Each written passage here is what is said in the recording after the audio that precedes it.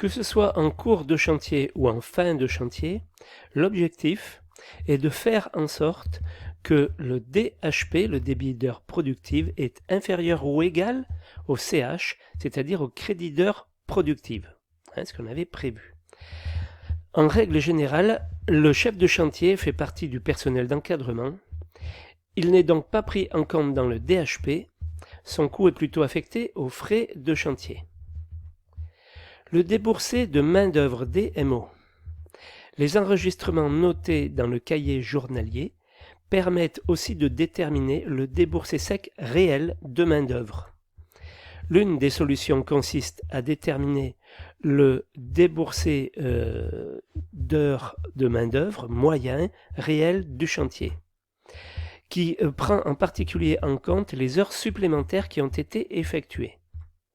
Le DHMO moyen réel est donc une donnée statistique du chantier. Le déboursé de main-d'œuvre est égal au DHMO que multiplie le DHMO moyen réel.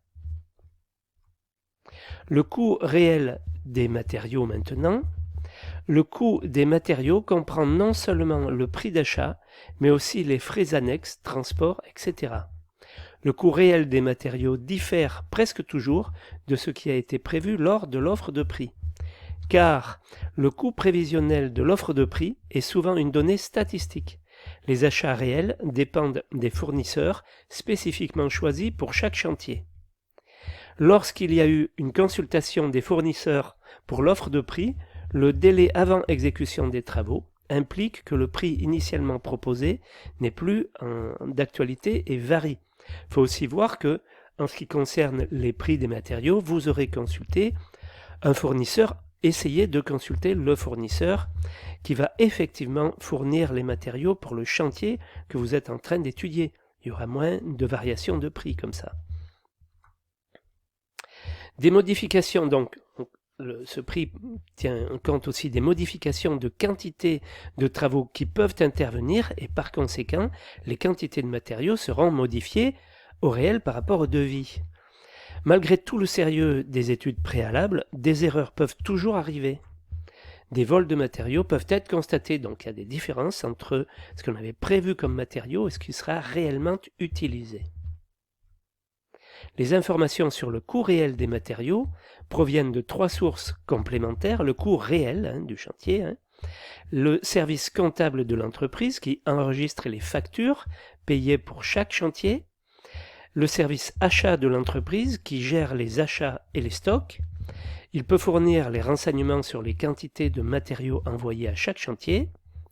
Et les coûts correspondants, il procède à une facturation interne à l'entreprise correspondant à chaque chantier. Et puis il y a aussi le conducteur de travaux qui a assuré un suivi tout au long du chantier qui peut vous donner des infos précieuses. Le coût réel constaté après chantier constitue un déboursé sec de matériaux, DMTX. Le déboursé de matériaux est égal au total, la somme des factures externes, plus la somme des matériaux du service achat, plus la somme des frais complémentaires. Bon, le service achat, il peut recevoir d'autres noms, magasin, dépôt, entre autres. Le coût réel des matériels maintenant. Attention à certains petits matériels, marteaux, scies, cloueurs pneumatiques, carlettes, utilisés sur plusieurs chantiers, qui sont préférentiellement pris en compte dans les frais généraux de l'entreprise, car ils ne sont pas affectables à un chantier en particulier. Pour les autres matériels, les déboursés peuvent être liés à de la location de matériel, l'achat pour un unique chantier, une participation à l'achat de matériel par un prêt, une provision pour renouvellement de matériel.